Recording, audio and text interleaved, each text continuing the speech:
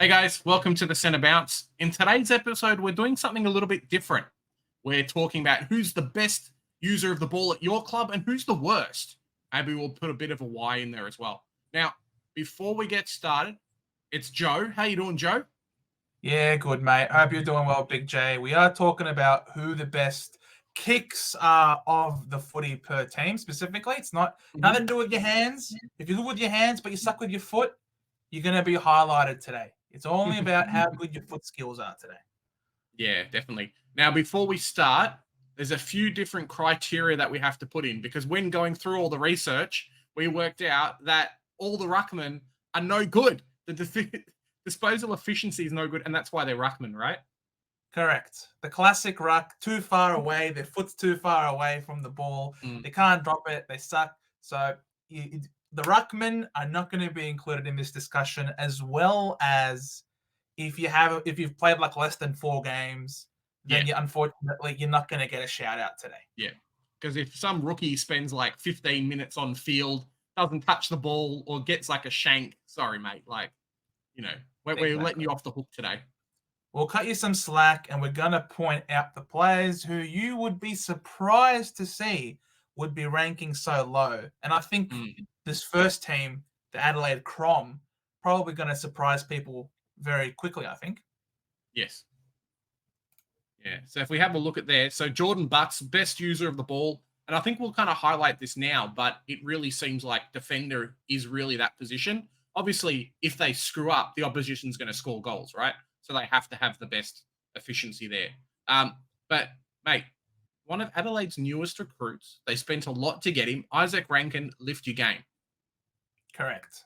Only 53.3% by foot. I understand you're a small forward, but you're one that also likes to get a bit higher up the ground and roam. You need to be able to hit some targets. You're a forward. You know how kicks should be coming inside forward 50. You got to deliver it yourself as well, my friend. So there is upside to this guy. Yeah, definitely. Especially with him kind of the trend of moving these small forwards into the midfield. He's going to be around centre bounces. He has to be good at disposing the ball. Exactly. And Jordan Butts, some people can get a lot of these defenders can take some kick-ins, for example. And if they're playing on, that counts as a statistic. And if their kick hits the mark, which it normally does coming out of the back pocket, out of the goal square, you're more likely going to have a higher disposal efficiency by foot. Yeah. Who's up next? We move to the Brisbane Lions. Yeah, it's a tricky one, isn't it?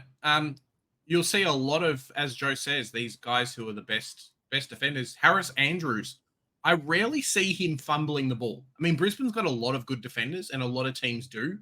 But mark, and then that intercept just goes to where it just needs to go. Yeah, 100%. Because as we all know, in this glorious sport of ours, when you take a mark, you can take an unimpeded kick. And being in the back line, you can decide to go down the line or you can go laterally. And of course, and for all of our super coach friends out there, you know that if the ball goes to a contest 40 meters away, it's still deemed an effective kick. So these defenders, man, they're playing the system so well. Yeah, that's great. And then another small forward, Lincoln McCarthy, someone who does feature. So I don't know if it's he kicks the ball out on the full or what happens, but yeah, maybe Brisbane's going to start going past him in the next couple of years. I think it seems with these small forwards that because they get the ball close to home, there's not much space for them to kick to. I think they're more likely to dish a handball off, I would imagine, as opposed to maybe a quick kick away, or they might have a shot on goal and it just trickles out of bounds. So yeah, tough going for a small forward. Very unrewarding. And remember, not all of them are small forwards, guys. So we're not going to go rat on the small forwards of the league. There are some other positions. Correct. We move over to the Blues. Yeah. For a guy that was hated for a very long time, Mitch McGovern, best kick at Carlton. I wouldn't have pictured it. Would you have pictured it? Mate, it's hard to picture him staying on the field healthy, let alone kick a ball accurately all the time. Yeah. This guy, mate, as you say, comes off injury. Very, very good 2023. Maybe that's highlighted by his stat here. David Cunningham. I think we were talking about him being a midfielder, Joe. Yeah, he was stuck in the VFL for quite some time. I know a lot of Carlton fans out there were really excited that this guy Cunners was brought back. I know you're gonna hate it calling him Cunners, but because there's only one Cunners in your heart, and he's Pretty retired. much. So this Yeah. guy, he came in and he almost became a Mr. Fix-It. All of a sudden, they couldn't lose anymore. He made his return against the Suns, and all of a sudden, they just weren't losing. He plays through the midfield. He plays a bit behind the ball as well, but so, which is surprising, the fact that he's only got a 51.6% disposal efficiency. Pretty rough. I think he got better as the season went on, but still, that's not a great efficiency by foot there. No, it's not. And it's a real position to lift. If you're going to play a lot of games, you can't just handball it accurately. You've actually got to kick it as well. Correct. We move to the Dirty Paz, Collingwood, the Premiers. And is it any surprise who's leading their disposal efficiency there? Not really. I think he had a higher, fans will let us know, I think he had a higher efficiency than Harris Andrews there. So, yeah, bit of a tricky one. It does look like they did the right thing getting rid of Taylor Adams, though, because that 52%, let me just put that into context, right? Every time he gets the ball, there's a 50% chance he's going to kick it to the opposition or kick it out, like, or kick it so it's not marked. You know, you can't have that with a 30-year-old player. Yeah. It's 47.3%. Oh, it's close. 50 to 47 is pretty close, man. Actually, it's 47.3% as my statistics might calculate. But, Darcy Moore also had 85%, Harris Andrews 86.1%. So Harris Andrews did slightly nudge out Darcy Moore, but Darcy Moore's going home with a premiership medallion and cup. So I think we know which one Darcy Moore would prefer. Yeah, no, definitely. We then move across to the Bombrays, the Essendon Dons. That's your boys there. And another one with huge, mate, 92%. And we saw that during the season where he'd get an intercept and the ball would just go near, where it needed to. In Supercoach terms, I think, as we've spoken about before, it was more the fact that he'd be put on like key defender role, which means maybe he wouldn't get as many touches as he needed to. But when he got the ball, he'd have like 80 points in a quarter because of just accurate kicks everywhere. Jake Stringer's a bit of a weird one, Joe. He's obviously had problems with his fitness. He obviously struggles to run out games. His role predominantly is to be in the forward line and then the occasional pinch hit in the midfield to just bully his way and get some clearances going our way. Which isn't really conducive to really good disposal efficiency, especially when he's kicking into our forward line, which was quite ineffective outside of 2-meter Peter. So when you're kicking the ball into a crap forward line, all of a sudden, no one's taking the marks, no one's capitalizing on those kicks, they turn to turnovers, and you all of a sudden have a really low kicking efficiency. So I wouldn't read too much into it. He's a glorious kick when he needs to be, especially when he kicks a great barrel on the run from 60 meters out. So he's certainly capable of a lot of amazing things. Yeah, I guess kind of it's a mixed bag, right? He has to do well for the forward line to do well and vice versa. Yeah, so take the good with the bad as we now move over to Fremantle, another defender taking the reins over there with the kicking efficiency. Luke Ryan at 88.9%. And this one's not a small forward who's not doing well. Yeah, definitely. Big Caleb Sarong. I mean, he's little Caleb Sarong here, but another midfielder who you want him to be efficient with the ball. And you'd hope that kind of their poor form on field isn't the reason why, like his poor form on field isn't one of the reasons why Fremantle's doing so badly. But if he's only giving the ball 53%, he's got a lot of work to go. There's a lot of upside with this guy. He's a great leader. He's a great tough nut. I think he took a great next step in his career in 2023. And you can see that if he can work on being a bit more damaging with ball in hand, hitting up targets inside forward 50. And again, it was another team that struggled forward of center with trying to find a good marking forward. They lost Rory Lobb, who probably would have been the target of a lot of these kicks, and all of a sudden Yeah, they're that's now fair. just bombing in hope. So Maybe a bit similar to what happened with Stringer, is what you're saying.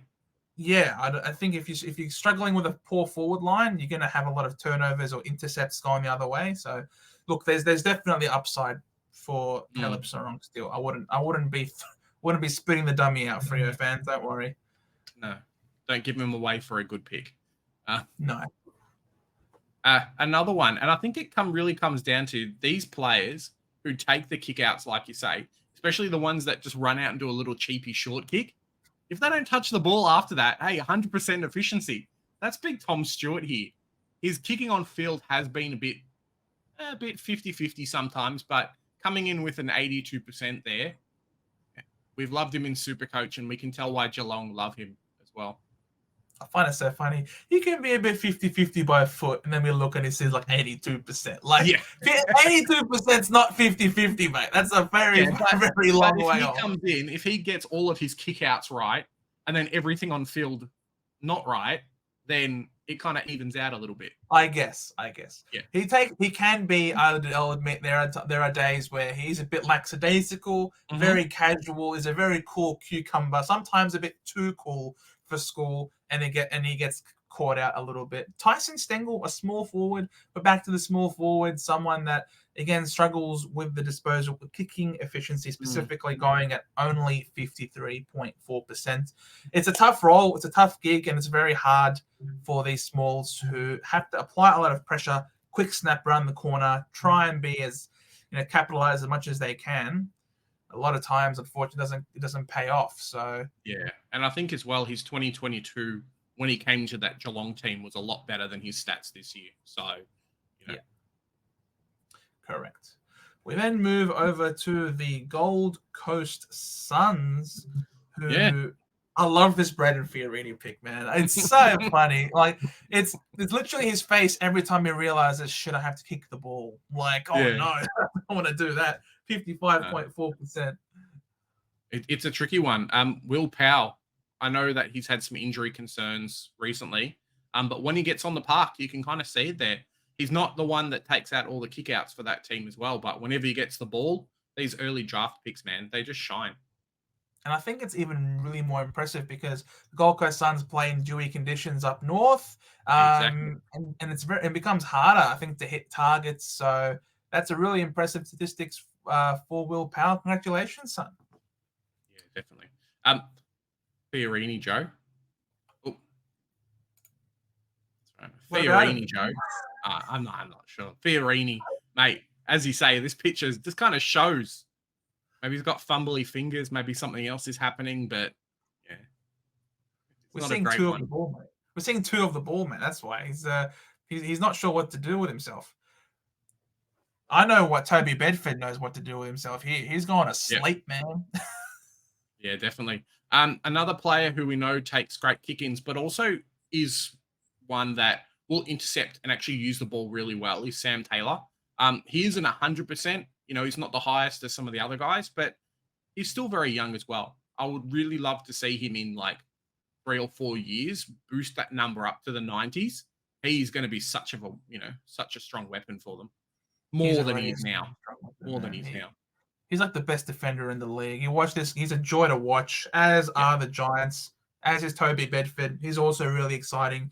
Got some wheels, rotates through the midfield, was something dynamic that the Giants hadn't done before, now under Adam Kingsley. So you'd hope that this guy, 41.9%, Toby Bedford, you might as well be sleeping with the ball in hand with that sort of kicking efficiency, bro. Like, come on, man. Like, hit a target, for goodness sake. You've got some good players there at the Giants to pass to. There's a 41.9. Like, that's abysmal. I think kind of the second half of the season was really good for him, but he did have a few real shocker games to start off with. So there's upside still for this selection. So congratulations to the Giants. Yeah, Mate, you almost made it to a grand final. 20 or something for him. He's too good for that pick. Absolutely. We then move to the Hawthorn Hawks. Of course, the sick dog leading the way. Another one of those defenders, the Generals down back, 82.1. That's not immense.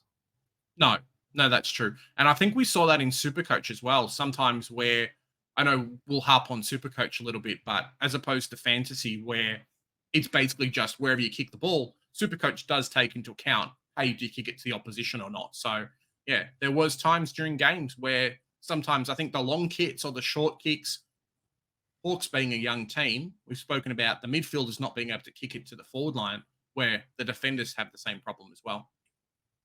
Yeah, and James Warple, a lot was made of him that he needed to have a big season this year, especially as he was struggling in 2022. He played a role for this. He played a role for the Hawks. Was it a shining role? No, not really. But nonetheless, he was in and around the mark and 50% disposal efficiency. They did have some injuries to important personnel forward of center as well, so I can understand where there were some games where he was let down. There were other games that surprised us, but he historically has not been a great disposer of the football. Yeah, it's something he's really got to work on to cement his spot in that team and to kind of be the player we knew he was going to be in those seasons when Tom Mitchell wasn't playing. But I can't imagine come by this stage of his career that his kicking efficiency is going to get better. If you're at this point and you still can't kick better than 50%, in my opinion, I think there's no hope for you with getting Let us better. know in the comments, Hawks fans, is James Warple going to get better? By foot. By foot. Moving across to the D's. Stephen May and another midfielder, not a small forward. Yeah. Stephen May, bloody fantastic player. I think his stats are boosted a little bit by the kick in because he's normally kicking to a player, so he doesn't like stuff it up. But Correct. Yeah, it would have been really interesting to compare him and like a Lever and see kind of which one was very, very close and then that kind of thing. I have seen Stephen May had a few blunders. Yeah, Lever was, I think, about only 1% or so behind him. So they were really close. They are neck and neck. Even in statistics, they are bros in that back line. And Jack Viney, the in and under tough nut. He's a go-getter. You can't question his endeavor, his heart, his effort, all those things. But again, he's kicking into a forward line that isn't the best. Even though their midfield is great, their back line is great, their forward line ain't great. So you got someone who has to kick in hope and hope for some brilliance from a Bailey Fritsch or from Cozzy Pickett to maybe take a screamer. But in terms of consistent kicking inside 50, poor Jack Viney is suffering as a result. Yeah, there's no more kick it to Ben Brown. I think historically Melbourne fans can let us know, but he's someone that likes to handball a bit more than kick, and that's probably shown why by these stats. We then move to, I know you mentioned a player that used to play for you. Now we're highlighting a player right now who doesn't play for you either here. Big Ben Mackay. Get around him. Best kick at North. And you've lost. There's a few of them around. But the problem with Ben Mackay is I can show you a bunch of highlights of him just kicking the ball out on the full, especially with the second half of the season. For a defender, 80% is good, but it isn't the highest that we've seen here.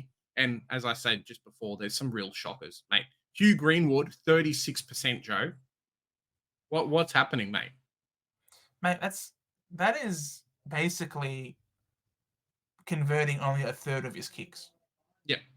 2 out of 3 times he's missing targets. So that's real bad. He has to somehow grow an extra hand and put it on where his foot would be so he can handball it that way as well. That's rough. Give the ball to Sheasel.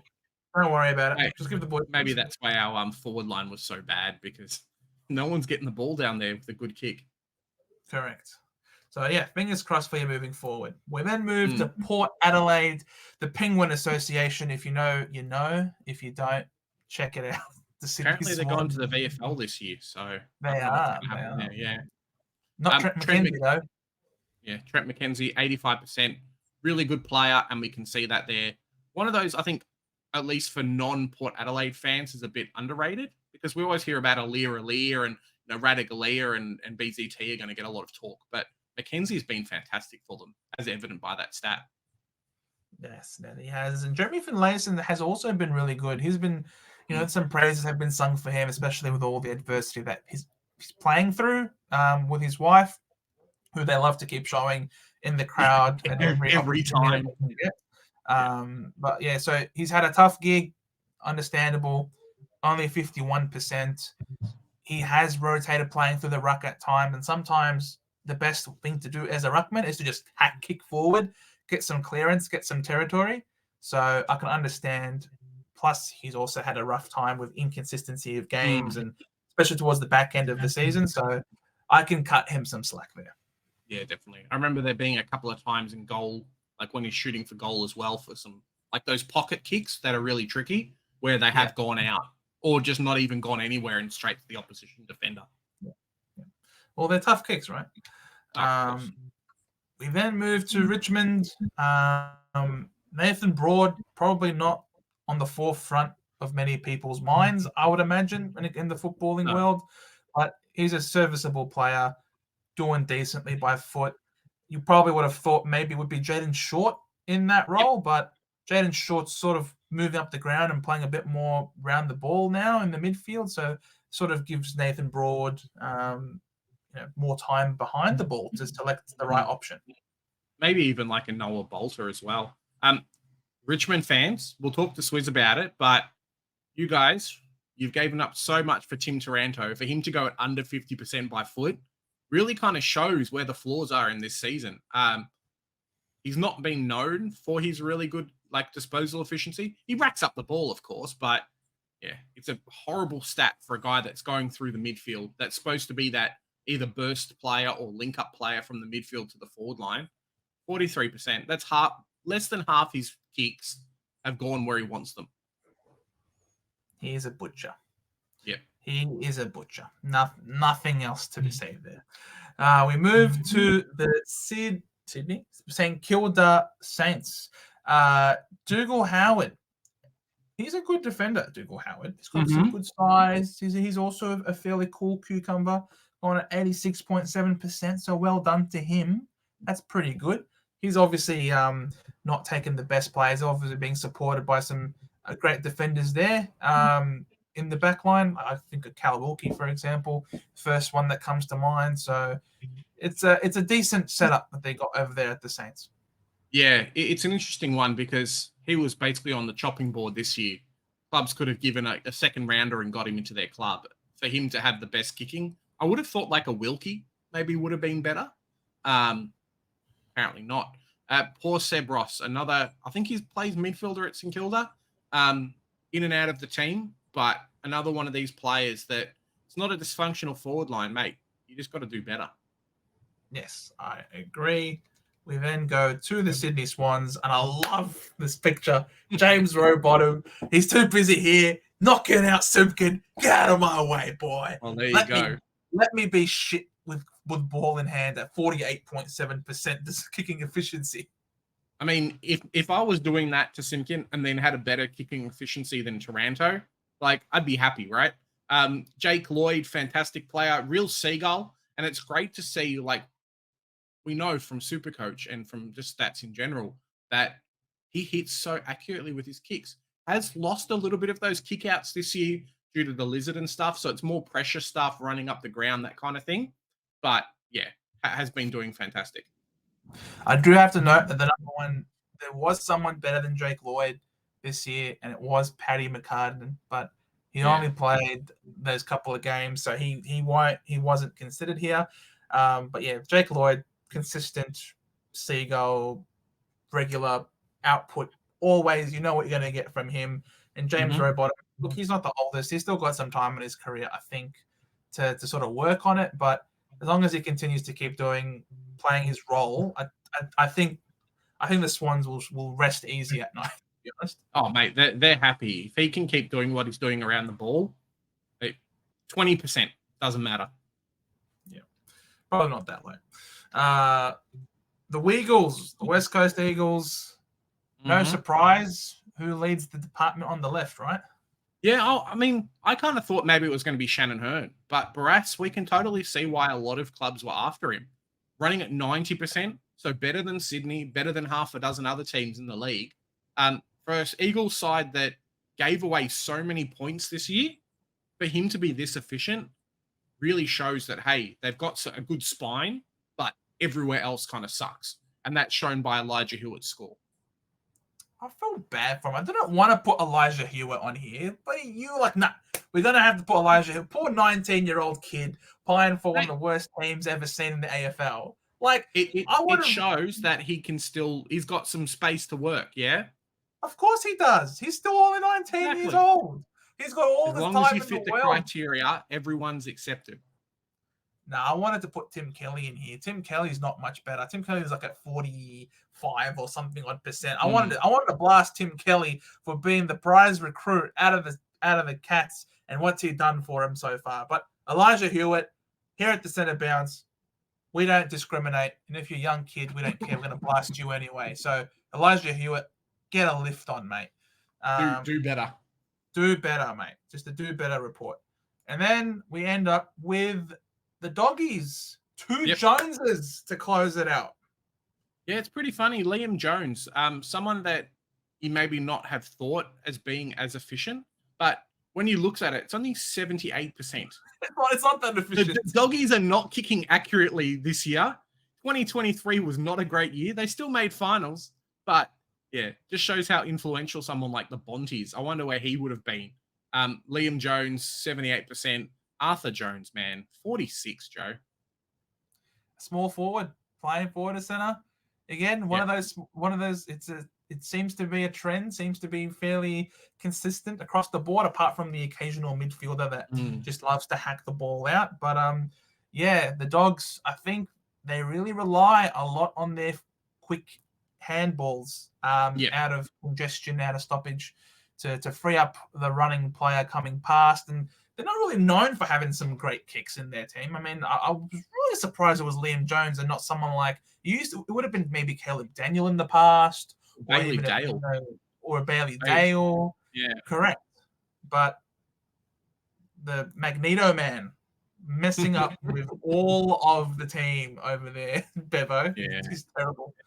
It's a big point of interest that they have to work on if they want to go for a final again.